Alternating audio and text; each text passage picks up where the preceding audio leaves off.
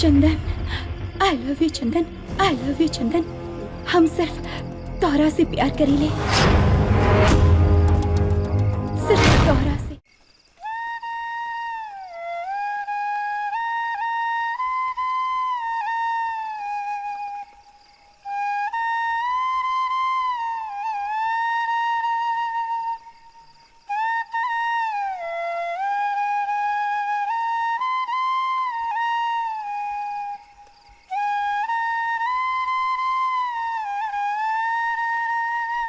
वही दिन तू मुंबई चल गया होता ना तो अच्छा होता। तू भूत प्रेत के चक्कर में हमरा के बहला फुसला देला, लेकिन अब ना, तू निकला यहाँ से। चंदन कहीं ना जाइए। और हाँ आकाश, हम चंदन की जानी ले, पहचानी ले, और जब से यही जाइल है हम चंदन के तंत्र मंत्र के हीरोगिरी देख के आपन सगरा सुदबुद खो गल बानी, और हमरा के चंदन से प्यार हो गल बा। जब तो से प्यार है तब चंदन हमारा दोस्त रहे, और अब जब चंदन से प्यार बा तो तू अपन दोस्ती निभावा। कितना बेशरम बेवफा बाड़ू तू। अहिजा हमें बुला के दोस्ती और प्यार के तू खूब निभौलू। तू लोग के प्यार के सरबत तू लोग के मुबारक हो। हम तो चले अपने घरे, अपने पापा के संगे, वहाँ से फिर मुंबई। देखा चंदन इतना दूर से हमनी के शादी कराए खातिर यही जा सकेले, और तू यही से मुंबई जाए के बात करत आड़ा। छे कैसन दोस्त बाड़ा यार। और हाँ, जबले ब्याह ना हो जाए तबले यही जैसे की होना चाहिए। और हाँ, जाकर अपन पापा से कह दे कि अभी अपन घरे जाई, और जब हमने की ब्याह हुई तो सूट बूट पहन के तैयार होके यही आ जाइए। ठीक बा, अब चले जाए यहाँ से। सुंदरी तो भाग गई, लेकिन तू कोनो सुंदरी से कम नहीं खे बाड़ू।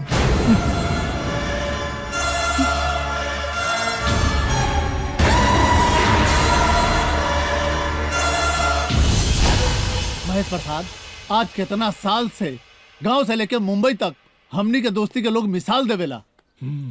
ऐसे आकाश और सुरभि के दोस्ती देख के हम सोचनी कि दोनों परिवार एक हो जाए तो हमनी के दोस्ती और मजबूत हो जाए, लेकिन ना, सुरभि भूत प्रेत के बहाना बना के अलग अपना प्यार के गुल खिला रहल बिया। लइकन के दोस्ती समझ के माफ कर दीजिए प्रकाश जी। हम सुरभि के समझाई कि वो अपना बाप के पगड़ी ना उछाले। अब अगर आकाश से रिश्ता तय भइल बा तो ये हमार वादा बा कि अब एजा बियाह होई तो आकाश और सुरभि के होई। हमनी तई विश्वास से वो चंदन के बुलौले रहनी कि सुंदरी के प्रकोप से वो गांव के बचाई, लेकिन वो चंदनवा हाय रे उठ लाली, हाय रे कजरा जान। हे नंदू। हाँ भैया। अरे उठलाली बाद में चूसा, पहले कुछ काम धंधा कैला। का करी? दुनिया का धंधा कैला के बाद अब हम राशन की दुकान खोल ले। एकदम सही कैला भैया। तोल मोल के भाव में देखा नंदू। जी भैया। लाभ है लाभ होला। जी भैया। हाँ। भैया ई बार कसम खाला, ई धंधा में जल्दी करा, तू कोनो बेईमानी ना करबा। भगचोरे बड़े कारे। अरे बिना बेईमानी को कोनो धंधा होला है? नवा दुकान पे नवा ग्राहक आ रहा बा, कहाँ पे लग जाओ। ये नंदू काम धंधा कर। का चाहिए? आटा अच्छा और सस्ता बा का? अरे एकदम सस्ता, एकदम अच्छा, मात्र 20 रुपए। 20 रुपया? तो 5 किलो दे दा। 5 किलो? हाँ, ए बंधु तौल दे रे। हाँ, 5 किलो आटा तौल। जल्दी करा। ए बंधु जल्दी करा। डाल डाल। जा। हाँ।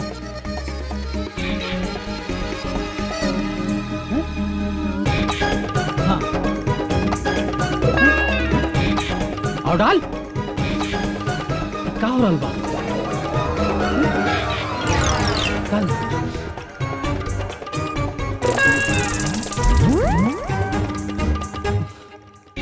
नंदू, ये 5 किलो बटकरा में 20 किलो कैसे तौला था? हमके तो लागत बा इस सब में सुंदरिये के करतूत बा।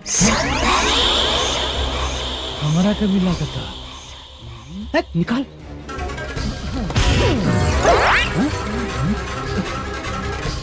अरे पगलाइल बड़े का। 5 किलो जल्दी से तौल के दीदी। जल्दी करा, जल्दी करा। हो गई। हाँ। हाँ।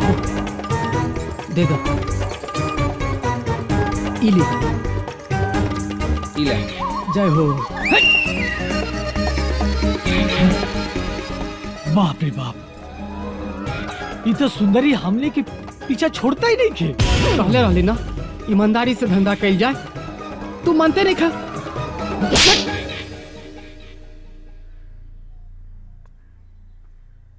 अब दोस्ती के लिए बड़ा तो दोस्त के ऊपर विश्वास भी करा।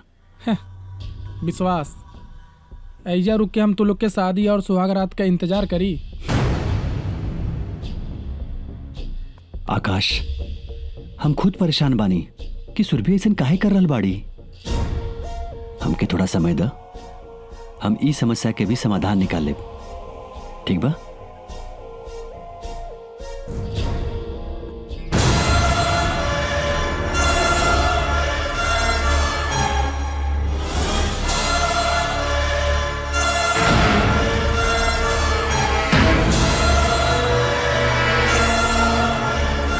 सपना केहू और के दिखावेली, अपना केहू और के बनावेली। छी।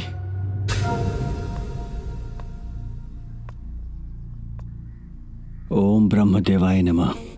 ओम ब्रह्मदेवाय नमः। आज हम अपना शिष्य के माथा पर चिंता के लकीर देख रहल बानी। का बताएं गुरुजी, यहाँ सब कुछ हमरे सोच के विपरीत हो रहल बा। आयल रहनी कुछ और करे खातिर, होखत बा कुछ और। तोरा गला में वो गुरु माला नहीं के, कहाँ बड़ा तू? अपन गुरु के बात माना, जाके पहले अपन गुरु माला पहना, जैसे पहले की कुछ अनर्थ हो जाए।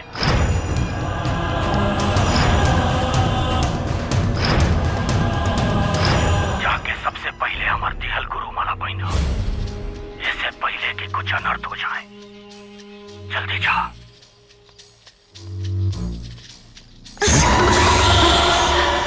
कहाँ जा रहल बड़ा? हमार होखे वाला सैया जी। सुंदरता है जबा, अनियारत बड़ा ओही जा। सुरभि, हमके अंदर जायदा। लागता हमसे कोनो भूल हो गई बा। कोनो भूल ना भइल, भूल तो अब होई। ना जाने कितना साल से हाँ? हम तो के पावे खातिर तरस रहल बानी। आज प्रीत और प्यार के बादल छाई, तू हमरा के मिल गल बड़ा। चला हम दोनों मिलके अपन प्यार के बारिश किया जाए। सुरभि, ये सब ब्याह के बाद हो खेला। त करला आज ब्याह। सुरभि छोड़ा हमके जायदा।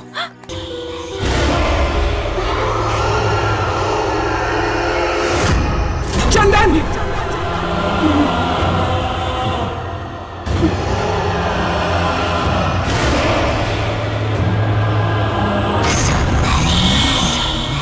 तू हमार चंदन ना हो सकेला।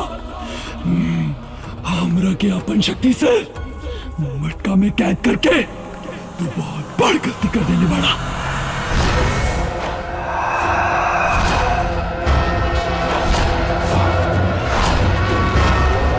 आप देखिए, रामनगर में खाली अनर्थ हो अनर्थ। याद रखिए, ये सुंदरी के रहते ये गांव में, क्योंकि घर में शादी की शहनाई ना बाजी। ये सुंदरी के बाद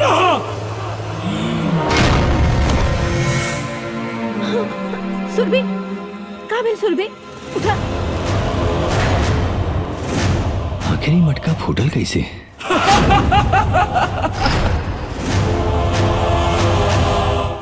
अरे यार का भाई?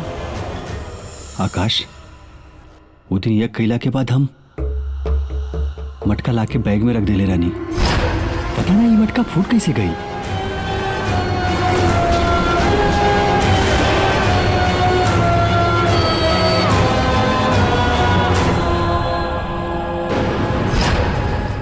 सुंदरी आजाद हो गई।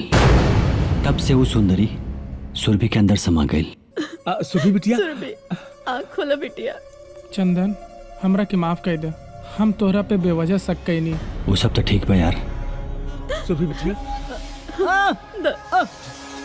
सबसे पहले हमके वो सुंदरी के काबू करे के पड़ी। का रे? हाँ हो गई? हाँ हो गई। तो हट। ए सुंदरी, हमनी के बिया होखे द। अरे जबले ई सुंदरी रही ना तबले बिया शादी ना होखे दे। अरे यही से तो लिखली हाँ कि कम से कम वो पढ़ ले। हाँ। तोहरा के पता नहीं खे, अरे इतना धंधा कहनी हम कुल फ्लॉप हो गई। कुछ नया धंधा सोचे के पड़ी। हाँ गुरु, सोची सोची कुछ नया धंधा सोची। सोचो तानी। ए सुंदरी, हमने के बियाह होखे द।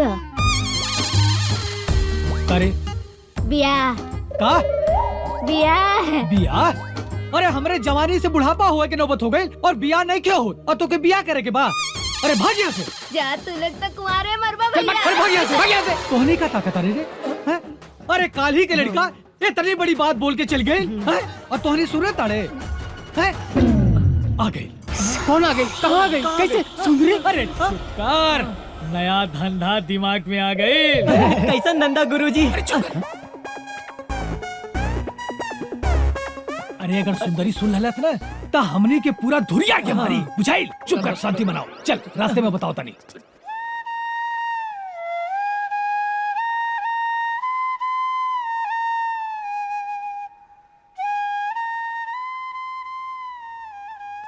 चंदन, ए चंदन। हाँ? अरे बेटा यहाँ बैठल बाड़ा। बाबूजी, हाँ आकाश और सुरभि कहाँ बाड़े? अरे बेटा वो लोग तो आज बड़ा खुश रहलन। सुरभिया आकाश के लेके घूमे गइल बिया।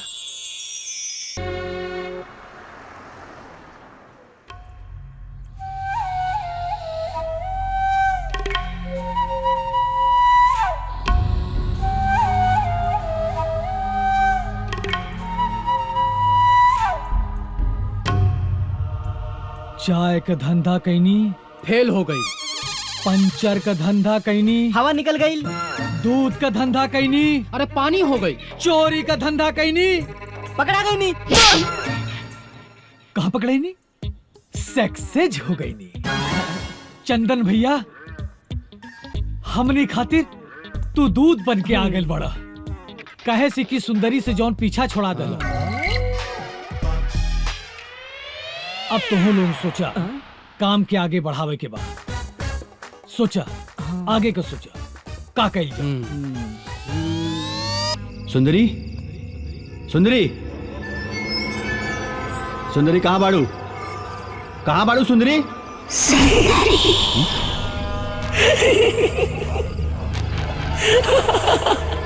हमरा के मालूम रहे कि तू ऐसा आखिरकार तू सबके छोड़ के हमरा लगे आ ही गई।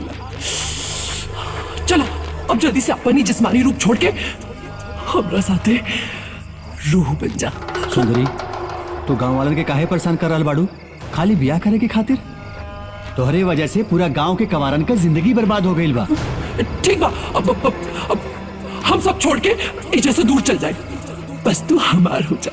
सुंदरी, हम चंदर ना चंदन है। ये हो ये नहीं कह सकता। उहे रूप, उहे का काठी, उहे आंखें, तू ही हमार चंदर हो। सुंदरी, पूरी दुनिया में 7 लोगन के शक्ल सूरत एक जैसन होखेला।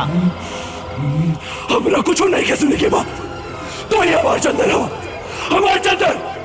इंसानियत के नाते हम तोहरा के कुछ ना कर रहल बानी। और ई चंदर चंदर का लगा के रखे बाड़ू? हा, तोहार और चंदर के का कहानी बा? ला ला ला।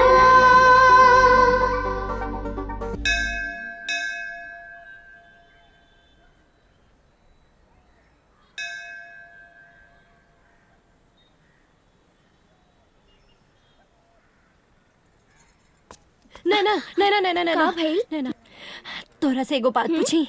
का बोला? ई प्रीत और प्यार का होला? अरे प्रीत और प्यार ईश्वर के बनावल एगो सुंदर उपहार होला। इहे प्रीत और प्यार के चलते ये संसार चल रहल बा। लेकिन तू ये सब काहे पूछत बाड़ू? हमरा के चंदर से प्यार हो गइल बा। का? वो चंदर? वो नदिया के पार के चंदरवा? अरे माई, कैसे? कैसे काहे ई सब नहीं के मालूम, बस प्यार हो गइल बा।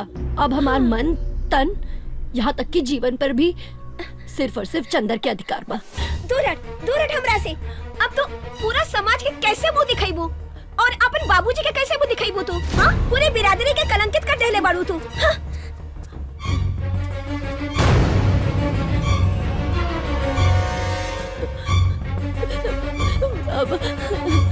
कर्पूर गौरम करुणावतारम संसार सारम भुजगेंद्रहारम सदा वसंतम हृदयारविंदे।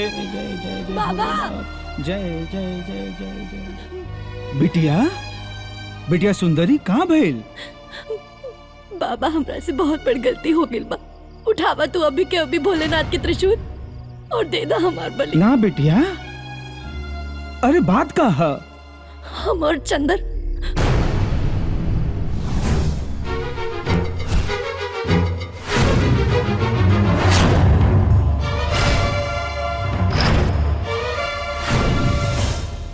बिटिया सुंदरी, प्रेम तो ईश्वर का बनावल एगो वरदान है बेटा। और चंदर तो बहुत बढ़िया लड़का है। तू दोनों का प्यार सच्चा है और सच्चा प्यार खातिर बाँ फैलावे का कौनो जरूरत ना होला। वो खुद ब खुद हो जाला। प्रेम ऊंच नीच अमीरी गरीबी कुछ ना देखेला। बस समाज के कुछ अंधविश्वासी लोग इंसान से इंसान के दूर करके समाज के बांट दिए ले बा। अरे बाबा हमके माफ कर दी। बिटिया ना, हमके माफ कर दी। लेकिन अब अभी समाज का कही एकरा पहले कि समाज कुछ करे तो चंदर के बुलावा, हम तू दोनों का बियाह करा दे। बिटिया हमने दोनों सोच ले रनी कि बियाह के बाद अपना अलग दुनिया बनाए, लेकिन ये गाँव वालन के मंजूर नहीं के रहा और वो लोगन छीन लेना हमार चंदर के। मंगलम भगवान विष्णु मंगलम गरुड़ध्वज मंगलम पुंडरीकाक्ष मंगलाय तनोहरि मंगलमूर्ते नमः मंगलमूर्ते नमः। इला तू दोनों लोग एक दूसरे के माला पहना। मंगलम भगवान विष्णु मंगलम गरुड़ध्वज मंगलम पुंडरीकाक्ष मंगलाय तनोहरि। खुश रहा आशीर्वाद। लई गांठ बनागल, अब तू लोग फेरा लगा। वक्रतुंड महाकाय सूर्यकोटि समप्रभ निर्विघ्नं कुरु मे देव सर्वकार्येषु सर्वदा। ओम। ए बिटिया तू आगे आ जा, आगे जा। और चंदर तू पीछे। सर्वा बाधा विनिर्मुक्तो धन धान्य सुतानि दे।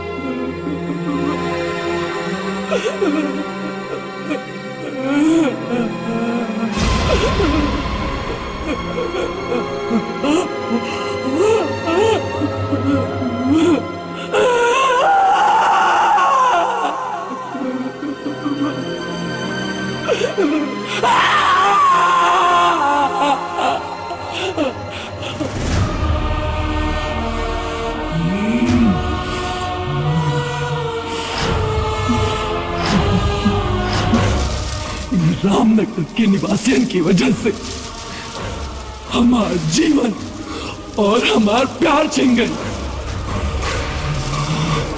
ये लोग हमार ब्याह ना होके दे। आज ये महादेव की कसम खा के हम सुंदरी का डाली कि आज के बाद ये रामनगर में केहू के घर में शादी की शहनाई ना बाजे दे। अच्छा तई रहे तो हर कहानी। हाँ, और यही से हम तब से लेके अब तक तोरा पीछे बानी। भले ही तू हमार चंदन न बाड़ा, लेकिन अब हमार दिल तोरा पर आ गई बा और अब इस सुंदरी की शादी हुई, वो तोरा साथी। लेकिन एक आत्मा की शादी एक इंसान के साथ कैसे हो सकेला? सब हुई। हम सुरभि के शरीर में आकर तोहरा से शादी करब और हमेशा हमेशा खातिर ओकरे शरीर में रहब। सुरभि आकाश के मंगेतर बाड़ी। तो का भाई, वैसे भी हम उन दोनों की शादी ना होके दे। कहा सोच रहल बाड़ा? हाँ, सोच ला जौन सोचे के बाद सोच ला। हाँ, भले ही हमार चंदर ना मिला, लेकिन चंदर की शक्ल में चंदन तो मिल जाए हमरा की। सोच ला तांत्रिक महोदय, तोहरा लगे दो गो रास्ता बा। एक तरफ पूरा गांव वालन की खुशी और दूसरी तरफ हमरा साथे बिया। सुंदरी, गांव वालन की खुशी वापस आई और रहल बात आकाश और सुरभि की, वो दोनों के खुश रखे के जिम्मेदारी हमार बा। वो दोनों के बीच में हम केहू के ना आवे देव। अभी भी समय बा, मान जा, यही में तोहार भलाई बा।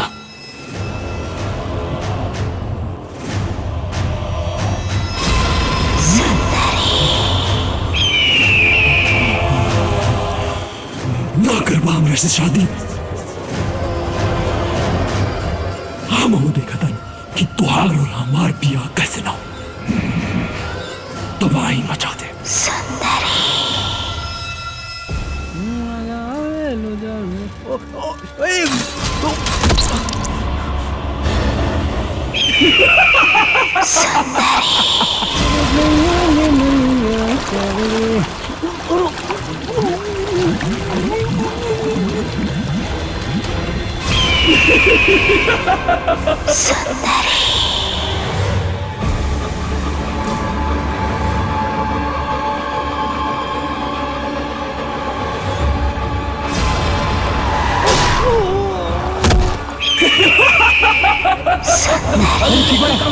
तोहरा के का लागल हम तोहर पीछा ऐसे न छोड़ दे।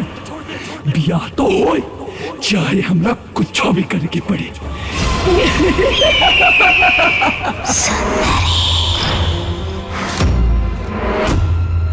अब अभी तक तो हमने के बेटी के बिया ना होकत रहे, अब तो हमने के जान पे बनाइल बा। हाँ, आज जब से तू ही गांव में आइल बड़ा ना, तब से हमने सब गांव लगे जिंदगी दांव पे लग गइल बा। चंदन, हमनी के मरे का शौक नहीं बा, चाहे ब्याह होके या ना होके। मरे से अच्छा तो हम कुआरे रह जाए। और हमार तो अभी अभी बिया भइल बा, हमने के इतना जल्दी नहीं खे मरे के। ठीक कर रहल बाड़ू तू। पहले तो कोनो कामो नहीं करे देत रहे, लेकिन तोहरे चक्कर में ना पूरे गांव के एक एक आदमी के जान लेवे पे उतर आइल बिया। अरे हम तो पहले से जानत रहनी है, ये अपना दोस्त के घरे ओकरा होके वाली मेहरारू के साथ नैन मटक्का करे के खातिर आइल बा। चंदन, सुंदरी अब तक गांव वालन के बियाह ना होके देते रहे, लेकिन अब तोरा कारण पूरा गांव के जान लेवल चाहती है। गांव में केहू के जान जाए ये हम बर्दाश्त ना कर सकीला। यही से हमार फैसला बा कि तू ये गांव छोड़ के चल जा।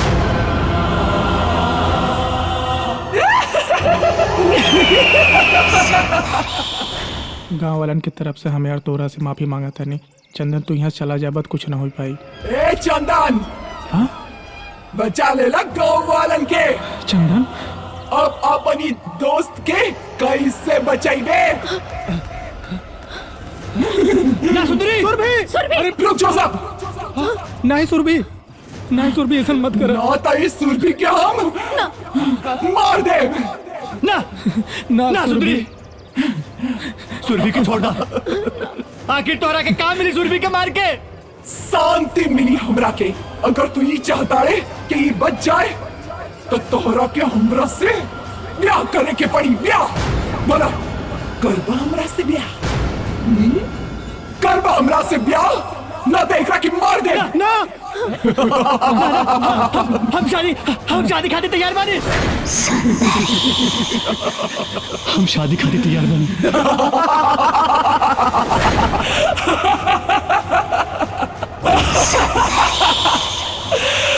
हमार ब्याह पूरनमासी के राज चंदन के साथ हुई। हमार ब्याह हुई। हमार ब्याह हुई।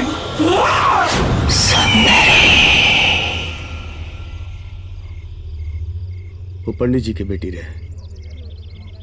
नदी उपार के चंदन मल्हार के साथ अनैतिक संबंध बना के समाज के परंपरा के ताक पे रख के वो ब्याह करत रहे। यही से उस समय कुछ गांव वाला मिल के ओकरा मार दिलन जा। का प्यार करब पाप होला? ऊंची जाति नीची जाति अमीरी गरीबी के फर्क करके रउआ लोगन के दकियानुसी परंपरा के चलते आज तक ही पूरा गांव इतना साल से भोग रहल बा। हमनी के माफ कर दो चंदन। माफी हमसे ना, माफी उस सुंदरी से मांगा जा लोग।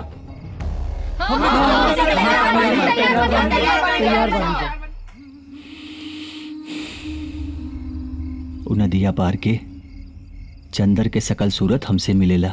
यही से उ सुंदरी हमके अपन चंदर समझेली, जेकरा वजह से अब हमके उ सुंदरी से ब्याह करे के पड़ी।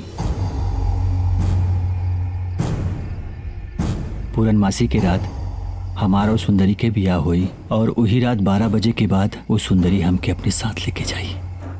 तबे ओकरे आत्मा के शांति मिली। ना चंदन, चाहे केहू के बिया होके या ना होके, लेकिन हम तारा के अपन जिंदगी के साथ खिलवाड़ करे के ना दे। हम पूरा जिंदगी कुंवारे रह जाए, लेकिन केहू के जिंदगी के सौदा करके हम अपन शादी कब्बो ना करब। हमनी सब चोरी चकारी सब छोड़ दे, लेकिन रहुआ के हमनी सब जाही नहीं खेदेव चंदन बाबू। सुंदरी गांव के पूरा शमशान काहे ना बनाते हुए, लेकिन हमने तो के सुंदरी के ही चाल में फंसे लाते। अगर एक आदमी के जान जाए से पूरा गांव वालन के जान बच रहल बा तो हमरा के जाए थी। बियाह के तैयारी करी जा लोग। लेकिन प्रणाम। आयुष्मान बाबा। चंदन कहाँ भइल बच्चा? ऐसन बाकी वो सुंदरी अपने ऊपर भइल अत्याचार के बदला ले रहल बा। आज ना तो गांव गलत बा और ना ही सुंदरी। यही से हम अपने तंत्र मंत्र के विद्या के प्रयोग सुंदरी के ऊपर ना कर रहल बानी। ना तो राउर सिखावल विद्या से वो सुंदरी के हम मटका में डाल के रउआ के चरण में डाल दी थे। ये काहे कर रहल बड़ा तू? बाबा, हम सुंदरी के इंसाफ दिलावे के चाहता नहीं। कैसे इंसाफ दिलेगा? सुंदरी से बियाह करके बाबा।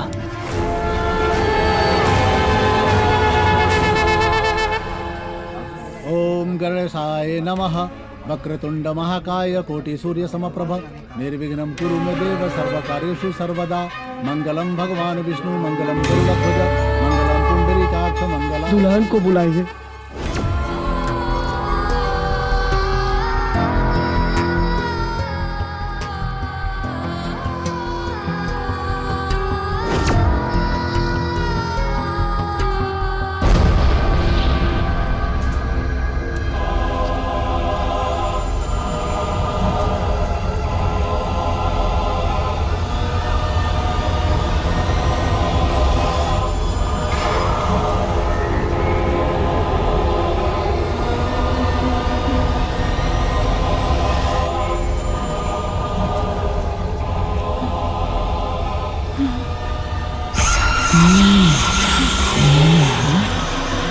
ये कैसे शादी हो?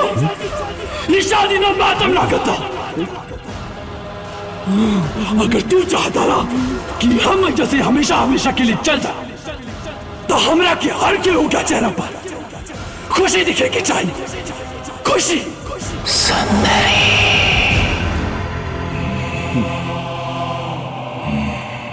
आप सबन से हमारा अनुरोध बाकी चंदन जे कर रहा बड़ हमने खातिर ओकरा साकार करे खातिर आप सबन के आज खुश होके के पड़ी। आज वो दिन बाकी गांव के माथा पे लगल कलंक के मिल के बिटावल जाओ। हमली इतला तो करिए सकी ना जा, बेटी के टोली में बिठा के विदा कही जाला। हमनी सब का कही जा, बरस पहले जो गुनाह कैले रही जा हम सब, वो पाप के बोझ कम करके आज हम सब खुश हो जा। शायद हमनी के पाप के बोझ कुछ कम हो जाए, सब कोई खुश हो जाए जा, हंसी जा।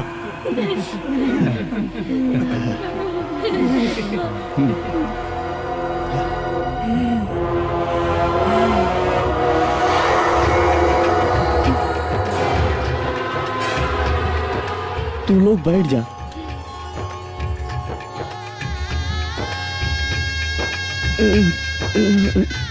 दूल्हा दुल्हन का गठबंधन करी।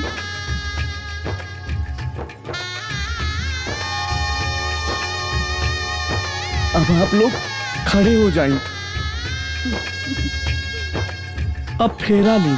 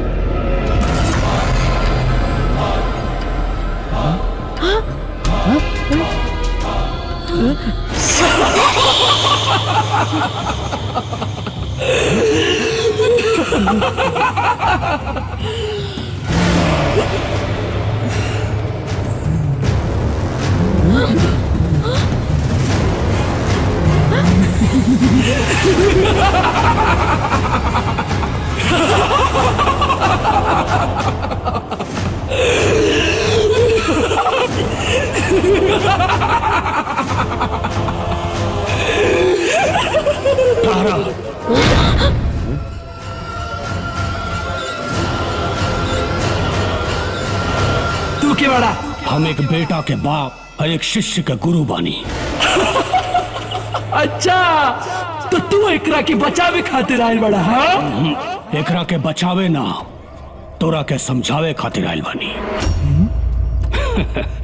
हम का चंदन के बचाए, जैसे लाखों सांप मिलके चंदन के शीतलता के समाप्त नहीं खे कर सकत, वही तरह तोहार जैसन लाखों आत्मा मिलके भी चंदन के मिटा ना सकेला। आई मत भूल कि अपन मंत्र के ताकत से ये तोरा के कैद कैले रहे, लेकिन तोहार कलंक मिटावे खातिर, तोरा के न्याय दिलावे और ई गांव के उद्धार करे खातिर ई तोहार कहल हर बात मानत रहे। ई चाहित तोहरा जैसन आत्मा के अपना वश में करके कब के पाताल में फेंक दी, लेकिन ना, ये ऐसा ना कैलस। काहे से कि ये एगो नेक दिल इंसान बा और आज तोहार इच्छा के पूर्ति खातिर अपन जीवन के बलिदान दे रहा बा। ये हमार प्रेमी हो और हम एकरा से प्यार करें। हमारे एकरा पर अधिकार हो। कौन अधिकार?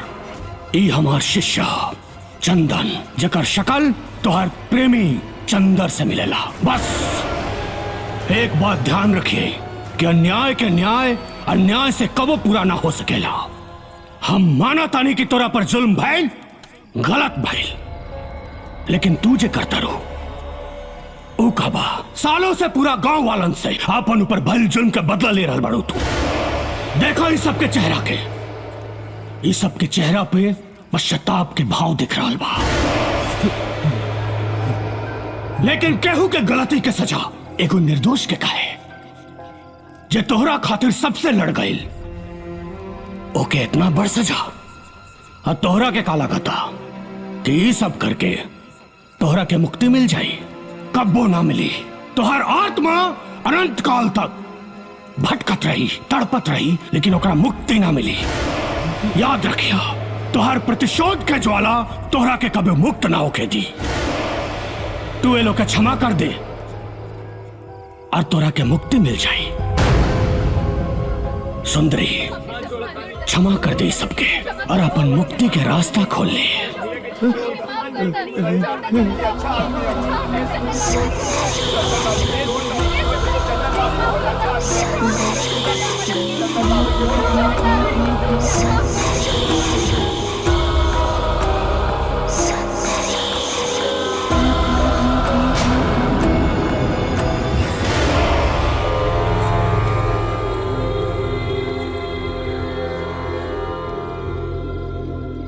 आज हमार जिंदगी के सबसे खूबसूरत दिन बा। वो दिन जेकर हमके बरसों से इंतजार रहे। हम जेकरा से इतना प्यार कैनी, जेकरा खातिर हम आज से खाक हो गईनी और वापस खाक से आज तक पहुंचे की कोशिश कैनी। हम अपन प्यार पावे खातिर इस सफर में इतना स्वार्थी बन गई नी कि हम अपन असल स्वभाव ही भूल गई नी। हम ई सुंदरी नहीं की। अरे हम ई कैसे भूल गई नी कि प्यार तो बांटे वाला चीज बा, हासिल करे वाला ना, छीने वाला ना। चंदन, जौन इंसान हमरा खातिर हमरा के न्याय दिलावे खातिर इतना बड़ लड़ाई लड़लस, वो इंसान के साथ हम इतना बड़ अन्याय नहीं कर सकेनी। हम जाना था नहीं हम माफी के लायक नहीं की, लेकिन तुहार स्वभाव ऐसन बा कि तू हमरा के माफ कर देबा।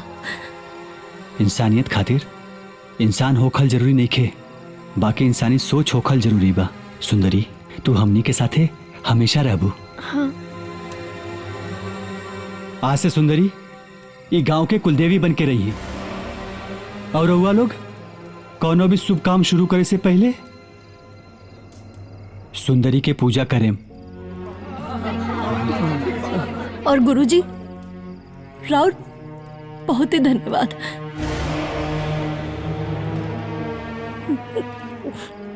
हम माफी मांगे के काबिल तो नहीं की, लेकिन हम रउआ सब लोगन से माफी मांगत तानी। हो सके तो अपन सुंदरी के माफ कर दिया।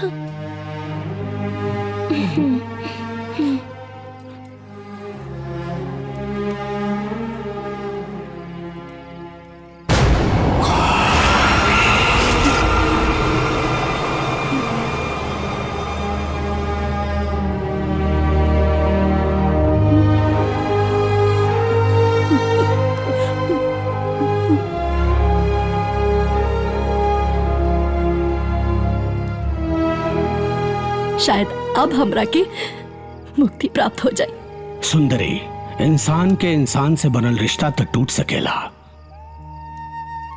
लेकिन एगो आत्मा के आत्मा से बनल रिश्ता कबो ना टूट सकेला।